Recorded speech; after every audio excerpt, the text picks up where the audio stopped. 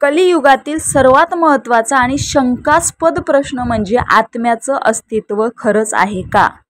जी माता गरोदर असते त्या मातेला सुद्धा आपण गरोदर आहोत हे 2 महिन्यांनी कळते. याचा अर्थ तो सूक्ष्मजीव कसा प्रवेश करतो, कसा संघर्ष करतो, 2 महिन्यांनी त्या मातेला कळते की आपण आई होणार आहोत. मग ते आधी का नाही कळले? कारण की तो आत्मा संघर्ष करत असतो. जेव्हा एक संपूर्ण चेहरा तयार होतो आणि तो हात तयार होत 2 हात तयार होतात, तेव्हा तो आईच्या गर्भात दोन्ही हात जोडून प्रार्थना करतो आणि बोलतो की सोडविशी येथुनी तर मी स्वहित करीन. स्वहित म्हणजे परमार्थ करीन.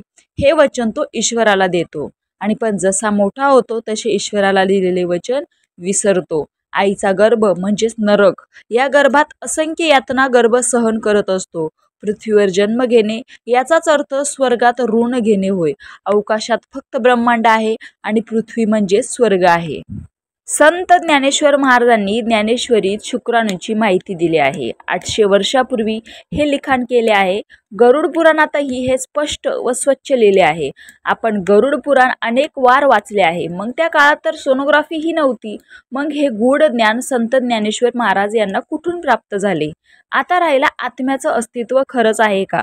मनुष्य देहाची पुण्याई असेपर्यंत जिवंत राहतो. पुण्याई संपली की देह ठेवावा लागतो. आपल्याला दिसतो तो फक्त देह. मग तो शरीरातील सूक्ष्म आत्मा आपल्याला का दिसत नाही? आत्मा येताना त्या गर्भवती मातेलाही दिसला नाही आणि जेव्हा मनुष्य देह सोडतो तेव्हाही दिसत नाही.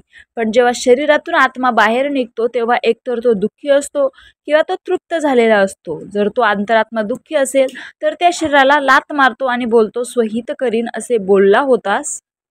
पण या पृथ्वीवर जन्माला येऊन मनुष्य देहाचे सार्थक करू शकलास नाहीस. संपूर्ण आयुष्य केवळ देहसुख पाहिलंस. या कलियुगात संतांची ओळख करून घेऊ शकला नाहीस. आता मला पुन्हा 84 लक्ष योनीचा फेरा मारावा लागेल असे बोलून तो अंतरीचा अंतरात्मा पुढील प्रवासाला निघतो. आता ज्या व्यक्तीने प्राण सोडले आहेत ती व्यक्ती कुठे अडकली? जसे की लोभात किंवा काही खाण्याची इच्छा, अपूर्ण वासना राहिली तर पुन्हा पुन्हा त्या आत्म्यास जन्म घ्यावा लागतो. अशा कित्येक पारमार्थिक व्यक्ती आहेत जे उपासना करून घरात सगळ्यांना सांगून गेलेत की आम्ही जातो, आमच्या गावा आमचा राम राम घ्यावा. म्हणून मरणाचे स्मरण असावे, शरीराचे सार्थक करावे, पूर्वजास उद्धरावे हरिभक्ती करुनी. गुरुचरित्र ग्रंथात 2ऱ्या अध्यायामध्ये कलिकाळ हा ब्रह्मदेवासमोर आपली जीभ आणि लिंग धरून उभा आहे आणि त्याने शपथ घेतली आहे की पृथ्वीवर मी मनुष्याला नागडा करीन, त्याला कपडे काढायला लावीन. परमार्थ करून देणार नाही. जीभ आणि वासना हेच माझं शस्त्र राहील. तेव्हा ब्रह्म त्याला बोलतात की जे संतांना शरण जातील, जे परमार्थ करतील त्यांना तू बाधा करू नकोस. कली ही अट मान्य करतो. आज आपण पाहतो की मनुष्य हा केवळ देहाचे भोग घेत आहे. त्याचा रसनेवर आणि वासनेवर ताबा नाही. अंगावर कपडे राहिले नाहीत. जे लिहिले आहे तेच सत्य आता अनुभवायला मिळत आहे. यातून सुटायचं असेल तर जा सद्गुरूंना शरण. सुटेल तुझे जन्म आणि मरण. शरणागतांची वाहे चिंता तो एक सद्गुरु दाता. जैसे बालके वाढवी माता नाना यत्ने करुनी. प्रत्येक मनुष्याकडे 8 विषय आहेत. एक लोभ, क्रोध, वासना, मद, मत्सर, चिंता, भावना आणि संशय. हे 8 विषयी मनुष्याचे मन आणि अंतरात्मा चालवतात. हे 8ही विषयी कोणत्याही शाळेत शिकवले जात नाहीत. ते दिसत देखील नाहीत. पण मनुष्य त्यांचा अनुभव घेत असतो. मग अंतरात्म्याची ओळख कशी घ्यायची?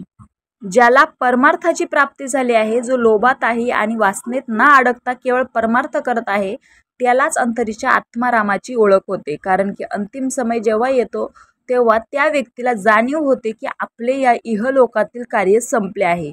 मी जे वचन आईच्या गर्भात दिले होते त्याचं सार्थक झालं आहे. आता मला जिवंतपणीच मोक्ष प्राप्ती व्हावी. जेव्हा तो असे नामस्मरण करत अंतरी संवाद साधत असतो तेव्हा परेतून आवाज येतो, आता तुझी जाण्याची वेळ झाली आहे. सगळ्यांना निरोप दे. उपासना करून पूजा करून मनुष्य देह सोडतो. काही जण अंतिम समयी नामस्मरण करताना देह त्याग करून गेलेत. आपण काय करायचे ते प्रत्येकाने आपापले ठरवावे. रामकृष्ण हरी.